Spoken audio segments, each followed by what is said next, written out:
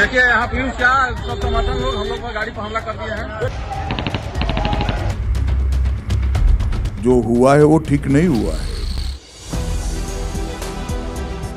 नमस्कार, मैं प्रियंका। आप देख रहे हैं 4 PM। नामजद FIR दर्ज होने के बावजूद ठसक में 40-40 गाड़ियों का काफिला निकालकर चुनाव प्रचार करने वाले अनंत सिंह की गिरफ्तारी के बाद अब नामांकन कैंसिल होने की नौबत आ गई है। एक तरफ अमित शाह के फैसले से नीतीश कुमार को तगड़ा झटका लगा है, तो वहीं दूसरी तरफ सुप्रीम कोर्ट के फैसले ने सम्राट चौधरी के नामांकन को भी फंसा दिया है, तो तहलका मच गया है। तो फिलहाल गिरफ्तारी होते ही अनंत सिंह आखिर किसके दबाव में चुनाव लड़ने से भाग खड़ा हुआ है, आपको बताएंगे। लेकिन पहले अमित शाह के खेल को भांपते हुए नीतीश कुमार ने कैसे गच्चा दिया है, खेल समझिए।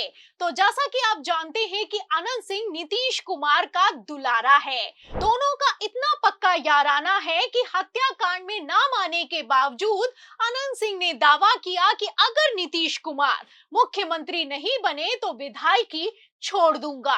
आपको बता दें कि अनंत सिंह पर कुल मिलाकर 38 मुकदमे दर्ज हैं। 7 मर्डर, 11 बार हत्या करने की कोशिश और 4 बार अपहरण करने का केस दर्ज होने के बावजूद नीतीश कुमार ने मोकामा सीट से अनंत सिंह को जेडीयू का प्रत्याशी बनाया है।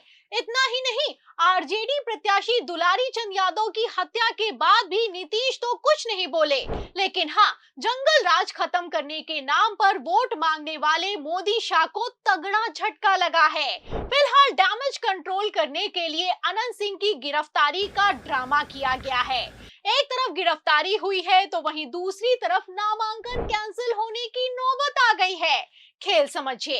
अमित शाह ने सोचा कि पीएम मोदी के रोड शो के ठीक पहले अगर अनंत सिंह को जेल होगी तो बिहार चुनावों में बीजेपी को फायदा होगा, लेकिन यहाँ पर तो उल्टा नुकसान होता हुआ नजर आ रहा है। खबर है कि गिरफ्तारी के बाद दी गई अपनी पहली प्रतिक्रिया में ही अनंत सिंह ने क्लियर कर दिया है कि वो चुनाव नहीं लड़ेंगे, बल्कि मोकामा की जनता उनके लिए लड़ेगी। एक तरफ अनंत सिंह ने मैसेज दिया है, तो वहीं दूसरी तरफ मोकामा में हालात बद से बदतर होते जा रहे हैं। पहले तो गोलीबारी के वीडियो निकलकर सामने आए और अब तो आलम ये हो चुका है कि खुले में पत्थरबाजी का माहौल पैदा हो गया है। हालात तो ऐसे हो चुके हैं कि दुलारी चंद यादव हत्याकांड के बाद आरजेडी उम्मीदवार वीणा देवी की गाड़ी पर भी हमला हुआ है, तो बवाल खड़ा हो गया है। आपको बता दें कि अनंत सिंह की गिरफ्तारी सिर्फ पब्लिक की आंखों में धूल झोंकने के लिए की गई है, और गिरफ्तारी भी ऐसी हुई है कि अनंत सिंह हाथ हिलाते हुए आगे आगे चल रहे हैं, तो वहीं दूसरी तरफ पुलिस वालों को हथकड़ी लगाने की हिम्मत नहीं हो पा रही है। एक तरफ अनंत सिंह के गुंडों की गोली मारते हुए वीडियो सोशल मीडिया पर वायरल है, तो वहीं दूसरी तरफ पुलिस की पोस्टमार्टम रिपोर्ट बता रही है कि दुलारी चंद यादव की हत्या गोली मारने से नहीं हुई है।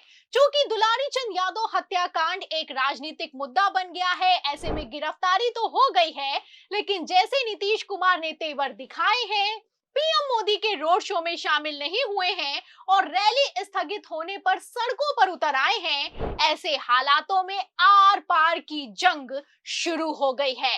आपको बता दें कि अनंत सिंह की गिरफ्तारी के बाद आरोप तय हुए, तो मजबूरन चुनाव आयोग को मोकामा से जेडीयू प्रत्याशी का नामांकन कैंसिल करना पड़ेगा। ऐसा ही कुछ पहले चिराग पासवान की प्रत्याशी के साथ भी हो चुका है। फिलहाल ऐसी स्थिति में अगर नीतीश कुमार के सीएम रहते हुए अनंत सिंह को कुछ हुआ, तो सम्राट चौधरी भी बचने वाले नहीं हैं। जैसा कि आप जानते हैं कि पहले ही प्रशांत किशोर ने डिप्टी सीएम सम्राट चौधरी पर हत्या से लेकर डिग्री विवाद को लेकर बड़े बड़े खुलासे किए, लेकिन तब तो कोई एक्शन हुआ नहीं। लेकिन अब सुप्रीम कोर्ट के फैसले के बाद से सम्राट चौधरी का भी नामांकन कैंसिल होने की नौबत आ गई है। एक ऐसा व्यक्ति जिसका 2000 का परबत्ता से चुनाव सुप्रीम कोर्ट के ऑर्डर से निरस्त हुआ, उनको अयोग्य घोषित किया गया, उनको मंत्री पद से इस्तीफा देना पड़ा। सुप्रीम कोर्ट ने पाया कि उन्होंने अपनी उम्र के बारे में झूठ बोला था, वो 25 साल के नहीं थे अपना हलफनामा देते वक्त, और इसलिए सुप्रीम कोर्ट ने उनका चुनाव रद्द किया था। लेकिन अपने अभी के हलफनामे में सम्राट चौधरी जी ने अपने आप को 56 साल का घोषित किया है और अपनी जन्मतिथि 1968 बताई है। मतलब एक तरफ अमित शाह ने सम्राट चौधरी को मुख्यमंत्री चेहरे के तौर पर पेश किया है, तो वहीं दूसरी तरफ अनंत सिंह की गिरफ्तारी के बाद से सम्राट चौधरी का नामांकन भी फंसता हुआ नजर आ रहा है। वैसे भी अगर लेटेस्ट सर्वे की बात की जाए तो पूरी एनडीए ही बिहार चुनावों में बुरी तरीके से फंस गई है।